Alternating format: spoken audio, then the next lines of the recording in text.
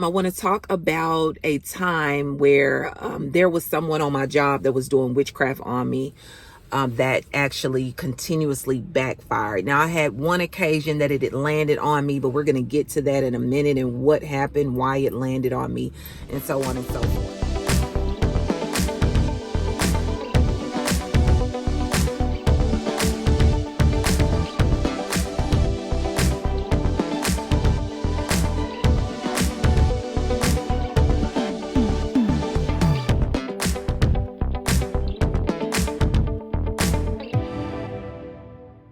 So I was working about a couple of years ago. I was working at this company and I had already been there for a couple of years before I transferred and went to nights. Now there was 12-hour shifts. So I became, I guess you could say work friends or, I thought me and her were pretty cool. It was a white lady. I'm not saying that, race has anything to do with it, but just for context, I'm putting that out there.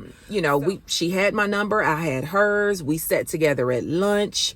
We would talk and converse about the job. We would make jokes together. We would often just work together to, and just make little jokes about certain things just to get the day by or get the night by. I remember on a couple of occasions, now this was before, now I knew about witchcraft, but I wasn't concerned about it at that time.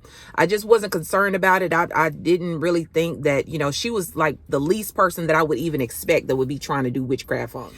So I remember we would walk outside together whenever our shift was over that morning, because we would do 12-hour shifts. I believe it was 7 p to 7 a in the morning. On 2 different occasions, we go outside and I noticed that her car was broken down. It was just didn't run at all. Didn't want to run. One time there was like some wires and stuff just out of nowhere, just hanging from the bottom of her car. She had to call her husband to come pick her up.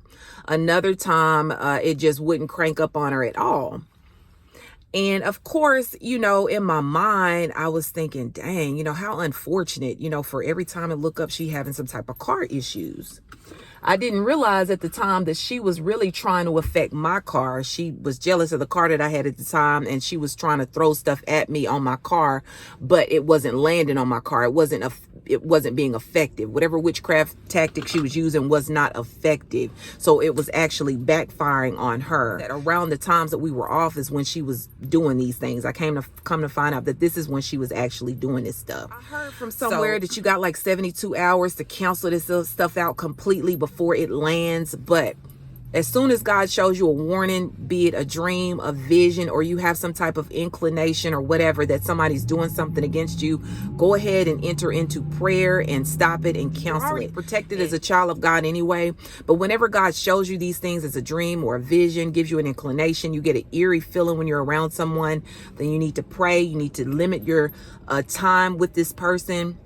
Limit all the access that they even have to you. Okay. Still didn't know she was doing it. I felt that it was weird. It was just awkward that, especially when I seen the wires hanging from up under her car. I'm like, what is going on?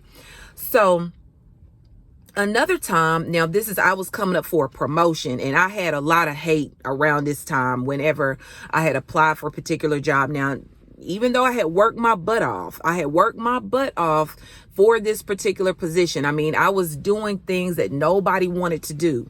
Nobody was concerned about the job at first until it actually became a position and got posted as a position. Then everybody wanted to do what I did. Hate was coming from all over the place. And there was weird, strange things happening.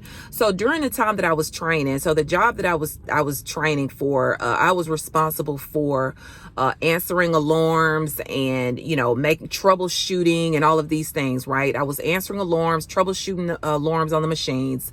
So it was a lot that went into that. So if you don't answer the alarms efficiently, like if you don't quickly answer the alarms on these machines, they could blow up on you. Or if you don't clear the alarms out effectively on the machine, on the computer that's on the machine, they can blow up on you, right? Because those things got like really, really hot. I remember I had a dream, and this was the first dream that I had of her. And I saw her walking around this particular machine, but she was like running behind it. And that's all I saw in the dream. And I thought that was really strange. I didn't get up and pray about it or anything like that because I didn't know what was going on. The next day, you guys, I'm literally probably 6-7 hours into this shift. standing so close to this machine, like working, exploded. Like it literally exploded. And the reason that it exploded, because the alarm, the alarm had went off, but you couldn't hear it. For some reason, on this particular day, you could not hear this alarm. So it had been going on for quite some time. And whenever the alarm goes off, it just automatically, the machine would just shut off. But the oven was still working in the machine. So the parts that were in the machine were still cooking.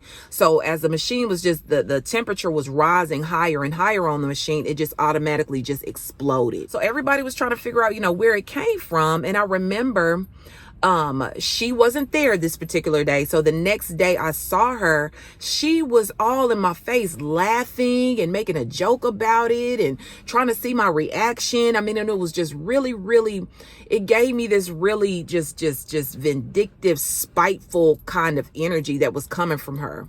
And I had already had that dream about her running around this particular machine. So I kind of was putting two and two together at this point.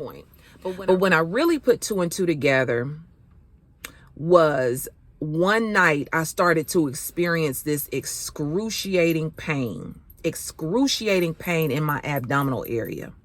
So much so to where I went to the emergency room. Now I had to be at work. I had already switched shifts back. You guys, I know it's kind of confusing, but I had switched shifts back. So I was back on days at this point. So me and her were no longer still working together, because after I actually got the position, I had to move shifts again. I had to go back to days. I started to feel this eerie pain in my abdominal area.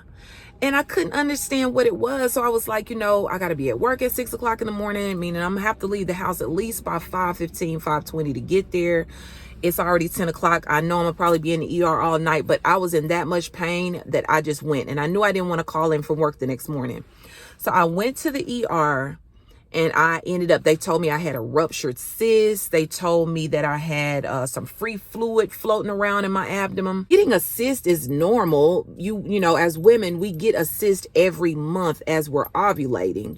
That's just a part of our anatomy, but it goes away. I never had a ruptured cyst, never dealt with this excruciating pain in my life, right? I kid you not, guys. I was in the emergency room in excruciating pain for about 5 hours, okay? After that, I go home, get maybe a couple of hours of sleep, go ahead and get up and go to work, because they wrote me out a prescription for something. They had gave me some stuff while I was there. So the pain, I was praying and all that stuff while I was there. Before I passed through the gates at my job, I get a phone call. It's her. Now, mind you, we're not on the same shift anymore. She's calling me, playing it off like she called me about something else. And I'm like, she never called me at this time. So she was like, hey, girl, I'm just trying to figure out, did you talk to... I was trying to get in contact with her about something, laughing and stuff.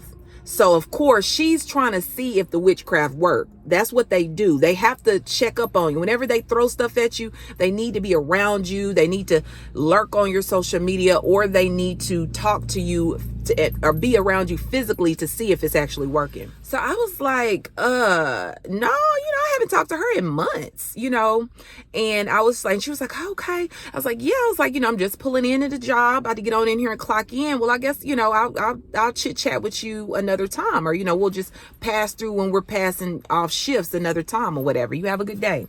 I didn't say anything about I was in the ER for 5 hours, how much pain I was in. That's what she wanted to hear so that she could see if the witchcraft worked.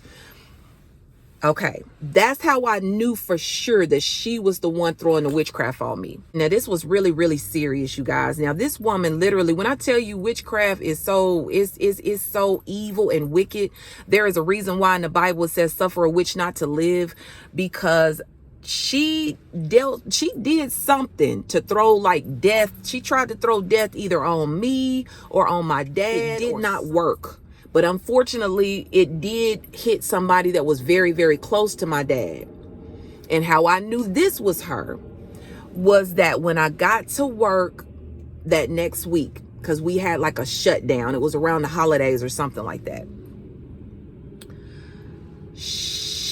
when I was telling her about the person that my dad was really close to, my dad, that had passed away, she looked disappointed. Like she could not even fake the expression on her face to pretend like she was remorsing in any way, because in her mind, I'm pretty sure her thoughts were racing, trying to figure out how did it not hit my dad.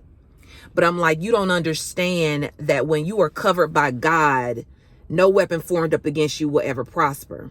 Now, I don't work there anymore. I haven't had any more issues out of her trying to do anything to me, because see, when we were working together and we were close together, she despised me, but I didn't know it. She pretended to be my friend. She was a wolf in sheep clothing, practicing witchcraft behind the scenes. And slowly I began to see portions of her character that just aligned perfectly with the fact that she was a witch and she was operating in witchcraft.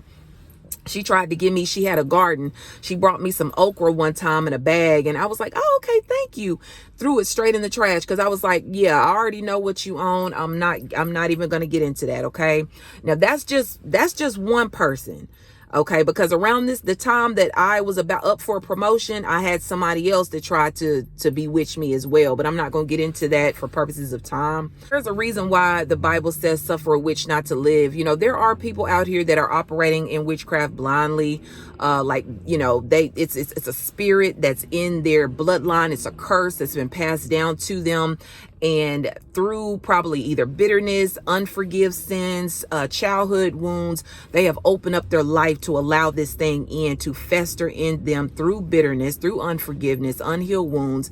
And they begin to actually do things against people blindly just by using their mouth. Okay. The Bible tells us that life and death lies in the power of the tongue. So by them using their mouth, they're actually doing witchcraft on people by sending and releasing curses against people. And these curses, they will land on people if they're not shielded, if they're not properly protected like they're supposed to be. But so yeah, there's a lot of people that do witchcraft blindly. I do believe that there is salvation for them. I believe that when they're doing things like that ignorantly, you know, because they're walking and operating in darkness, God has grace over their life. But when you have people that are sold out to the devil, literally doing rituals on full moons, new moons, you know, killing chickens and all types of stuff just to really try and destroy your life and divert your destiny, then these people, I don't feel like there's no salvation for these people. If they have forsaken the only Jesus, the only savior that could actually save them and redeem their life, and they have chosen instead to follow the ways of Satan and to operate directly against the children of God, the elect of God, in order to delay them or stop them or block them from their purpose. It's just such a tragedy. And I don't feel like God is permitting us to suffer in this life through their life. You know, the good thing about it is, while I was going through that, you guys, the hand of God was upon me and protecting me. He had to allow me to feel those things in order for me to know what was going on and how serious it was, how serious the battle was, the warfare was. This is the time that I began to really wake up to the effects of witchcraft. Okay, like to see that, oh, this is something that's really going on. This is, people really do this. Like, people really can hate you and pretend to like you and go home and have your face on a whole altar and be doing rituals and everything. Ask God to give you wisdom. Ask God to give you discernment. And also just pay attention to the way you feel around people. If you get an eerie feeling around them, you know, and then you pay attention to the fruits that they are producing as well. If they are manipulative, because witchcraft is spiritual manipulation. You know, they want to control you. They want to play like they're God, and they're not. So, and they go to extreme levels to try and divert your life and destroy your life. So definitely just use discernment, use wisdom. If you have an eerie feeling about somebody, pray about them. Withdraw your energy from them. Just limit their access to you. The less they know about you, the better. Okay, because witches thrive on knowing. Okay, that's why they will lurk your social media. That's why I'm set to private. I've already scanned everybody as a friend of mine. I don't play around with that type of stuff. I'm very selective over the things that I say. The people in my family that I even discuss and openly talk about, you don't want to give them fuel for the fire.